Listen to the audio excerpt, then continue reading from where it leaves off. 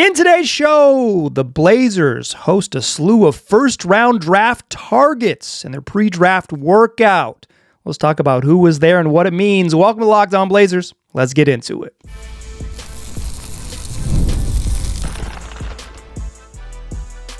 You are Locked On Trailblazers, your daily Portland Trailblazers podcast, part of the Locked On Podcast Network.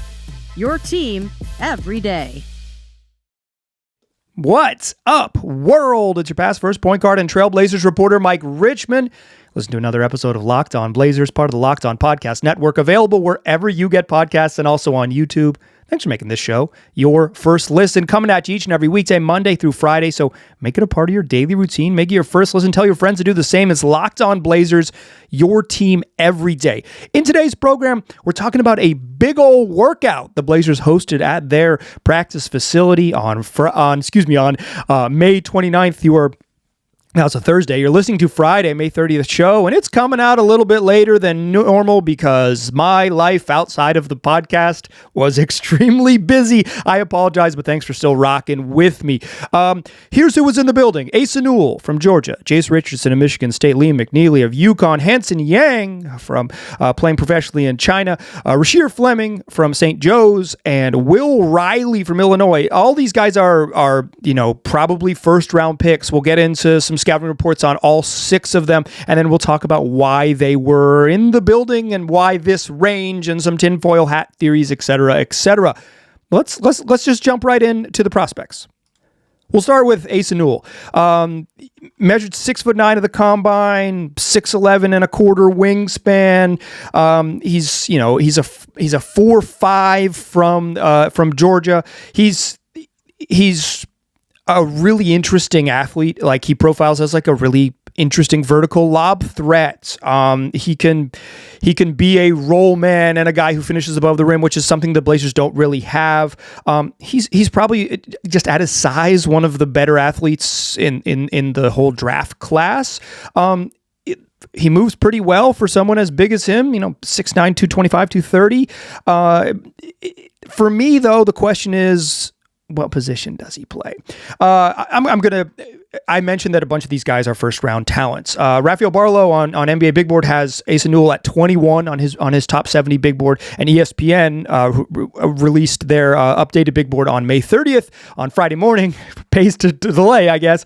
Asa Newell also 21 there, so he's projected as like a first round talent, right? Like that is, I would say, typically where folks think Newell's going to go is the back half of the first round or the bottom third of the first round. The question for me for Newell is, what position is he?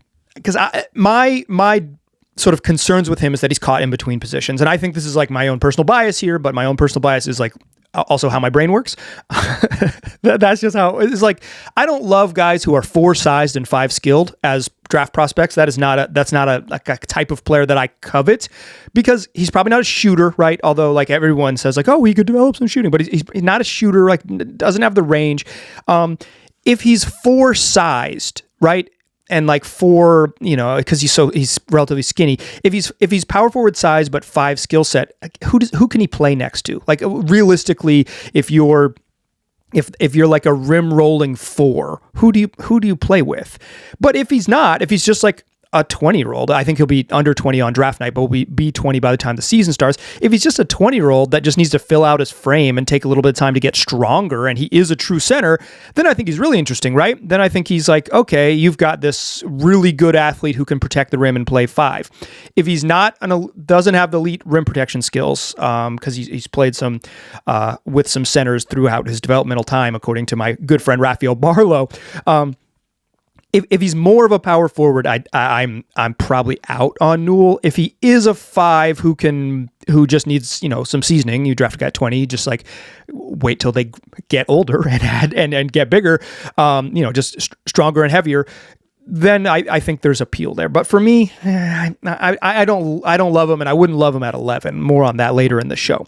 Next guy I want to talk about is Rasheer Fleming. I've talked about Fleming a bunch on this program.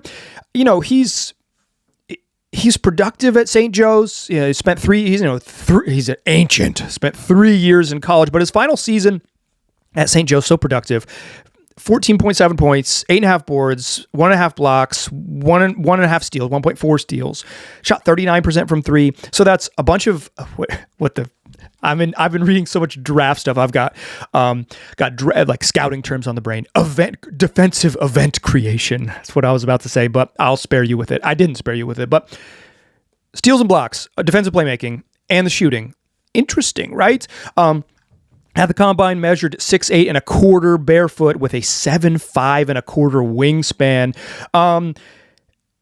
He's again a question of position, right? And I think that's why you see these guys be a little bit later in the first round, because tools, right? Asa Newell moves really well at 6'9", really good athlete, NBA caliber athlete at his size. Okay, yeah, that's a first round pick. Fleming can shoot and has the sort of positional length that teams covet. And the question is, like, if he doesn't really have a lot of off the dribble game, which he hasn't shown much in college, right? He hasn't shown much like an ability to create his own shot off the bounce. If he doesn't do that, can he shoot well enough to still play power forward and like spacing lineups that it doesn't really matter that he doesn't do stuff? Is he like on the Tumani Kamara path where it's like, well, before he couldn't dribble at all and didn't really do anything, but like, adds that to his game. Okay, then if he's a 4, I really like Fleming. 6, whatever. He'll be 6'9" in shoes, 7.5 inch wingspans, like interesting length and size. But then the question is he mobile enough to guard? Is he like quick enough laterally to guard mobile 4s in the pros? That's not going to be every night, but there is at some level where it's like, oh, that's a really, Fleming just doesn't have the speed maybe to guard those guys. If he answers those questions, if the shooting is okay, that it masks some of the dribble game, and he's mobile enough to guard 4s and be switchy, right? Because if you're going to play power forward, it's not just guarding 4s, it's the ability to switch. Most teams in the NBA switch 1 through 4. Occasionally teams switch 1 through 5, but like a switching versatile defense is the sort of the scheme du jour of the NBA. If he can do all that, I think he's really intriguing, and I think he's like a pick in the teens. If he's not, and he's more like a 6'8" center, because he's not super mobile and super switchy, and he's not and the shooting doesn't mask some of his lack of creation ability, and he's more like, hey, fun small ball defensive 5, defender type of 5, then you could see why he wouldn't like be that sort of top end draft at 11 type of guy. He has a wide range. I like him. I don't think I love him at 11, but I like him. Rafael Barlow has him at 15 on his big board. ESPN has him at 26. Last guy I want to talk about here in this first segment is Will Riley from Illinois. Coming into the season, Will Riley was a pro. Everyone, this dude is going to be a pro. He's check out Illinois. They've got 2 first-round picks. And now, as it turns out, I think after kind of an up and down season, it's like, yes, Will Riley is going to go in the first round and maybe in the teens along with Kasparis Yakachionis. Like, Illinois did indeed have 2 pros. Riley measured pretty big, 6'8" and a quarter at barefoot. That's useful. Excuse me, 6'6" and a quarter. The wingspan was 6'8" and a quarter. I'm reading the wrong part of my notes. But he's the interesting wing, right? He's got the combination of good positional size. He's got some shooting potential. He can pass a little bit. The multifaceted, multi-skilled wing with positional size to guard makes you pretty intriguing, right? Like that's the intrigue. The problem is he didn't shoot particularly well in the second half of the collegiate season. So like, does he have the shooting potential, or is he just kind of like toolsy, right-sized wing that needs to hit some of the skill stuff? Again, this is the difference in being a top 10 pick and a late first round pick. Frame, athletic ability, IQ and like skill set, but maybe not the high end obvious skills to get there. I think Riley, I haven't seen him in the lottery once in any of these mocks. I've seen Asa Newell and Rasheer Fleming mocked in the lottery, sort of in the consensus mocks. Riley is most typically a later first round pick. ESPN has him at 17, and Raphael has Will Riley at 22. He's a first round pick. Like, he will be a first round pick because of the frame and all of that stuff. It's just what what is the level he can get to? Somebody always pops and beyond their sort of projection, but I think this is, I'm kind of giving you the scouting report based on reading ESPN and reading Rafael Barlow and Sam Vecini and all the sort of draft people I trust, because they've seen a lot more than me, the concerns versus the upside. If it all hits, that combo of size, shooting, and some passing is like, that's an NBA wing that every team wants. And if one of those things doesn't hit, that's why Riley is a little bit later in the draft. Let's talk some other guys. Jase Richardson, Liam McNeeley, and Hansen Yang. We will get into all of those in the second segment. Join me there, won't ya?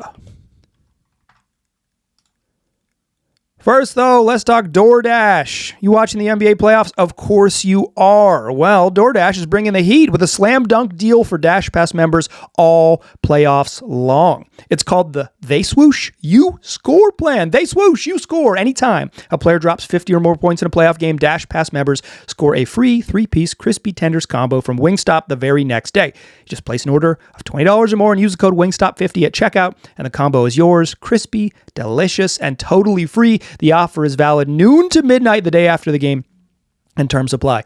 If you order from Dash Pass or you order from any of the food delivery apps, you're probably thinking like, wow, there's got to be a better way to do this because some of those fees can creep up. But that's why you become a Dash Pass member. Once you sign up for Dash Pass, you get $0 in delivery fees, plus you get exclusive perks, and you could save a whole bunch. Think about how much you might save just during one NBA basketball season. So here's the play. Sign up for Dash Pass. You unlock this and more exclusive deals all season long. And once the season ends, Dash Pass is still going to have some deals. When any player scores 50 or more points in a playoff game, Dash Pass members can grab a free 3-piece crispy tenders combo from Wingstop the next day with $20 or with a $20 or more order. The code is Wingstop50. That's Dash Pass, your door to more savings, more flavor, and more ways to win. Terms apply. All right. Let's talk some more workout guys. The Blazers bring everybody into the building. They sit down a little bit with them. They chat with them. They watch a little bit of film with them. They get out on the court and they do some skill work, some shooting stuff, some standstill shooting, some movement shooting, some other things. And then at the end, they play 3-on-3. That's why you get 6 guys in the building, so you can play 3-on-3. Whenever I have covered these in the past, you don't get into, by the time media is let in, you're very rarely seeing 3-on-3. I think I've maybe seen one in the 10 or 11 years I've been around the team. Actually, back in the day, it used to be a little bit different, but under the Olshey Cronin era, you get in a little bit later. So, you see guys shoot free throws, but the Blazers let media out there to talk to these folks and give you a sense of who's around. And I think this is a pretty darn interesting workout because prior to this, the Blazers have been working out second round guys. This is the first one with true first round talent in the building. As I mentioned in the first segment, Newell and Fleming and Riley, those are all guys who are going to go in the first round, likely in the top 25 picks, maybe even the top 20 picks, depending on where Fleming and Riley land. Like, this was a big-time workout, and it included 3 other names I want to talk about here. The next one is Jase Richardson. Dude can really shoot. Jason Richardson's son. But the problem is that he's just not that big. Measured a shade over 6 feet, barefoot. 6 foot and 1/2 inches at the NBA Combine. A 6'6" wingspan, so he's got longish arms, but he is what he is. He's a 6'2" guard, kind of. We'll call him 6'1" generously. We'll call him 6'1" 2 guard. ESPN has him as 20. And Raf has him at 15. That's Rafael Barlow. Has him at 15. 18. So again, first round talent. The dude can really shoot it. Shot incredibly well in a somewhat limited role and jumped from being a guy who was like interesting collegiate player to like one and done going to go in the first round type of talent because of the shooting. Shot over 40% from 3, flashed towards the end of the year some other stuff, not just catch and shoot stuff, but ability to kind of get to an in-between game, do stuff off the bounce. And he probably has even more of an offensive package than he showed at Michigan State. And what he showed at Michigan State is that he has really good shooting touch and the ability to get into those shots in a variety of ways and some shooting touch in the paint as well as extending out to the three-point line. The question with him is just what position is he? Because he didn't play on the ball a bunch. He wasn't a high assist guy, playmaker guy at Michigan State. If he's a combo guard, if he's mostly a 2 that can run some pick and rolls, he's probably too small to have like a long-term big minute, whatever, starter role in the league. if he develops to being a point guard in the NBA, he's really intriguing. But that's the bet you're making. Because if he's mostly a 2, having a mostly a 2 6'1" player is a very limited, narrow role, right? Like a specific team could use your skills, but not every team could use your skills. If he's a 1, if he's a point guard, great. A point guard who can score at 6'1's fine. You'll still be small, but plenty of teams can get by with smaller point guards and survive. It works out just fine. First round talent, but for the Blazers, I don't love the fit because I wouldn't want to. I would worry about what Jase Richardson, Shaedon Sharpe defensive backcourt would be. I'd worry about the pairing of him and Scoot Henderson together. They need shooting though, and so like if he is a bench shooter for this particular roster, and obviously like Scoot Henderson, Shaedon Sharpe aren't like on the team forever in perpetuity, and they still have Anthony Simons. It's like you could see a world where he makes sense. I don't love him based on the current roster, but I understand the appeal, albeit in a 6'1". Next name I want to tell you about is Liam McNeeley. You will remember that he was an early Locked On Blazers favorite, like the earliest draft stuff I did in January, maybe even December. Like, I'm going to watch Liam McNeeley at UConn. But he was a hot name as a college recruit. He's big, 6'6" and 6'6" 3/4 barefoot. Like a 6'7" shooter is like what teams want. You got a variety of skills. You can really shoot, and you're 6'7", so you can stay on the court, right? Because you can probably guard. It's just much easier. Even if you're a little bit slow, it's easier, particularly in the regular season, to just kind of fake it at that size. Because you're not going to get picked on for being too small. You're not going to shoot over. You can be competitive at that size. He weighs about weighed in at 215 at the combine. So it's like, yeah, say he adds a little bit of weight, a little bit of strength, like 6'7", 220, and can shoot. Yeah. That'll play, right? You can figure out how to get that dude on the floor. And he was, projected as a lottery pick for much of the season. He just didn't shoot very well. A shooter who didn't shoot. So the idea when you read Liam McNeeley scouting reports is, he's, the belief is he can shoot better than he showed. Sure, but if he had shot up to his expectations, this dude would be a lottery pick. Instead, ESPN has him at 16, and Rafael Barlow, friend of the program, host of Locked On NBA Big Board, and the publisher of the NBA Big Board newsletter, has him all the way back at 37. I would say Barlow, my man Raf, a little bit more of a McNeeley doubter because of the sort of consistency with the offensive production. 11 is too rich for me, but I get the appeal, right? Again, 6'7" can shoot it. That's the prototypical sort of like role player. Does McNeeley have star potential? Sure, he has he has more to his game. He's not just a standstill shooter by any means, but he probably, to me, because of he doesn't have crazy athletic pop to go get a bucket against anybody. He probably doesn't profile as a really high end player, but again, if you're drafting in the first round, you want a long-term NBA starter would be a nice goal once you're probably outside of the top 5-ish picks.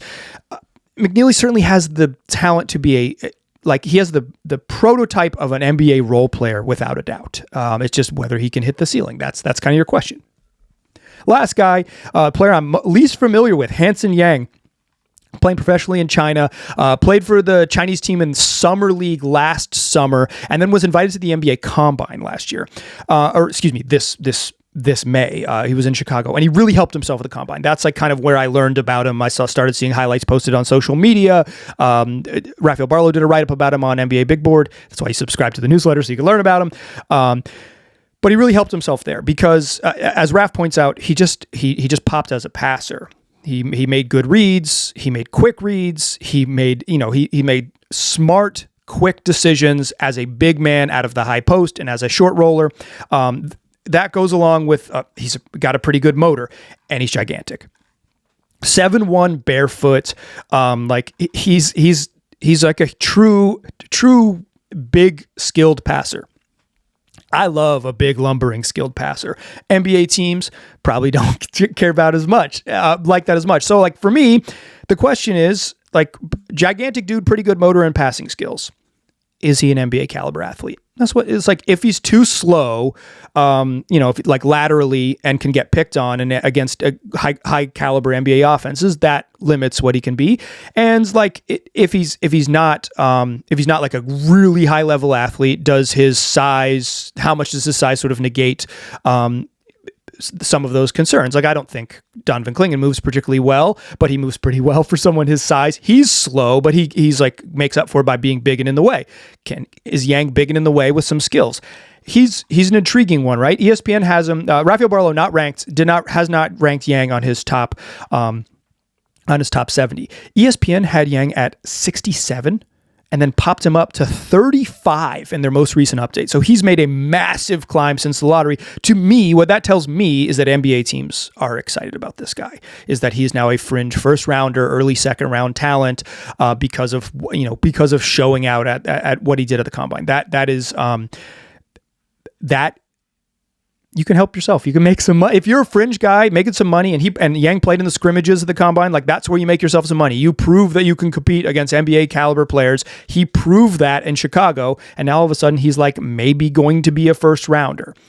Blazers have pick at 11 though, right? And none of these guys that I mentioned are targeted in the 11 range. Not where ESPN has them, not where Rafael Barlow has them. I trust Raf scouting. If he doesn't have anybody in this range at 11, and then you go to the four-letter network and they don't have anyone in this range at 11. It's like, why are the Blazers with the 11th pick working out all these dudes?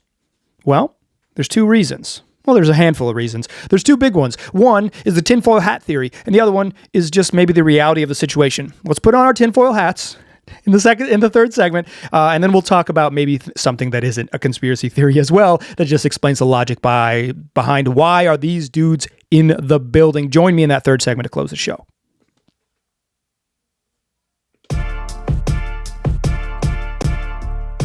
All right, still a pass first point guard. Still Mike Richmond. You're still listening to Locked On Blazers. Blazers worked out 6 guys. They are mocked anywhere from 15 to 35. Mocked. Big board projections from folks I trust. Projected in the sort of ranked in the range of post lottery to early second round. The Blazers have the 11th pick in the draft and no second round picks. Why are they working out mid first round guys? Okay, well, let's put our tinfoil hat first. I'm wearing not a tinfoil hat, but let's put on that hat first. The conspiracy theory is that the Blazers just brought in a group that perfectly profiles as an opportunity to trade back in the draft. And with teams such as Orlando or Brooklyn or Oklahoma City possessing multiple first-round picks, is this an opportunity the Blazers are going to seize where they move out of 11 and move back and get multiple cracks at it and have multiple picks later in the first round that would make the gentlemen that showed up, Asa Newell, Jase Richardson, Liam McNeeley, Hansen Yang, Rasheer Fleming, Will Riley, would make that group perfect targets? Is this foreshadowing a move they're absolutely going to make because they're exploring their options to trade back and they're going to stack multiple picks, and they really just showed you exactly it because they've brought that group in. They're in the building. And listen, for lottery picks, Joe Cronin has worked those dudes out in the building. Don't get it twisted. He's some second rounders didn't come in for workouts. Jabari Walker didn't come in for workouts. But for lottery picks, Scoot Henderson came in for a workout. Shaedon Sharpe came in for 2 private workouts. Donovan Clingan came in for a private workout. Like, they have, Scoot's was public. Sharpe's was Sharpe's second one was a private one, and Clingan's was not broadcast, but it was reported by multiple outlets. Although it wasn't like invited to the practice facility. Media, come on down. Here's who we're working out, because sometimes agents have preferences about secrecy and et cetera, et cetera. So like Joe Cronin has a history, has a track record, and now we know through 3 drafts of like if he's targeting someone in the first round, they're pretty much going to bring him in the building if they can get him in the building.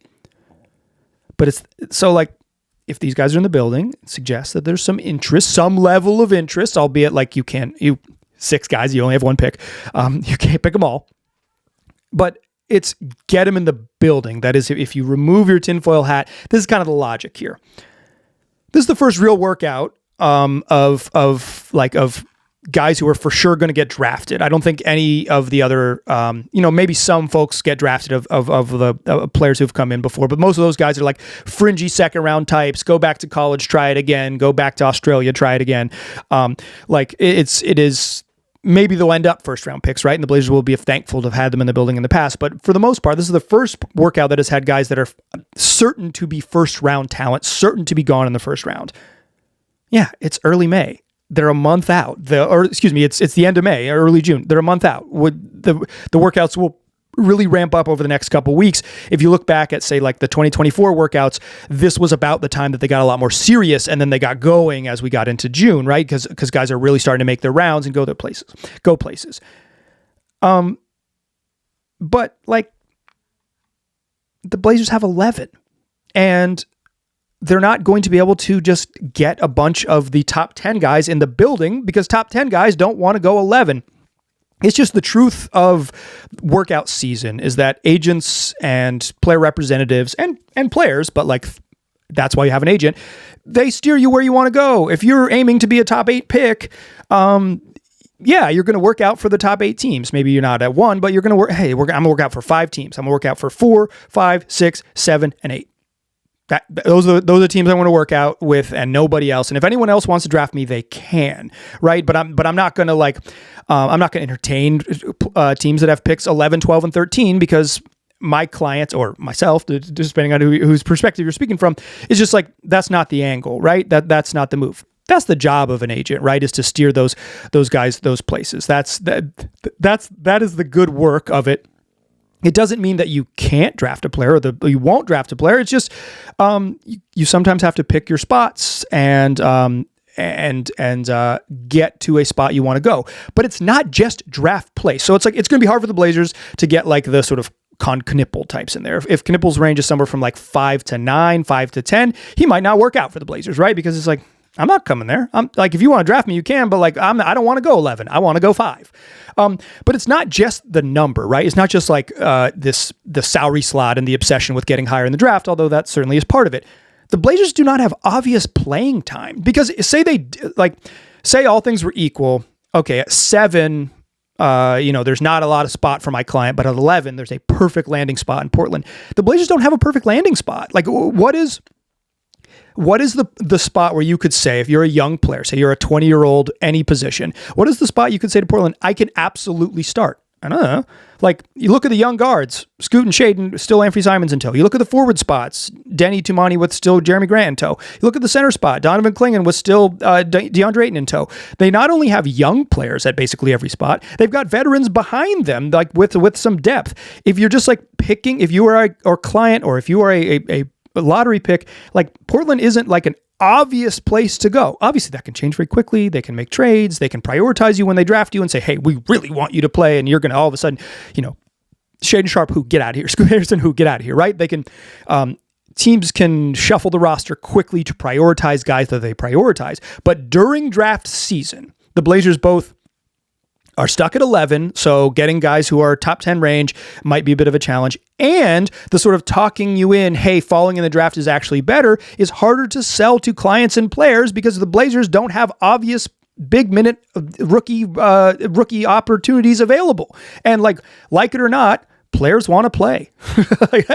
That's just the truth of it. At any level, shoot, in a pickup game, players want to play. So imagine what it would be like at the NBA competitive level where you're playing for small millions and then eventually very large millions. That's just the truth of it. So I think this is less about tinfoil hat stuff, although when the Blazers do trade back, tinfoil hat, but I think it's more about the reality of the situation. The Blazers have a crowded roster with some young talents at basically every position.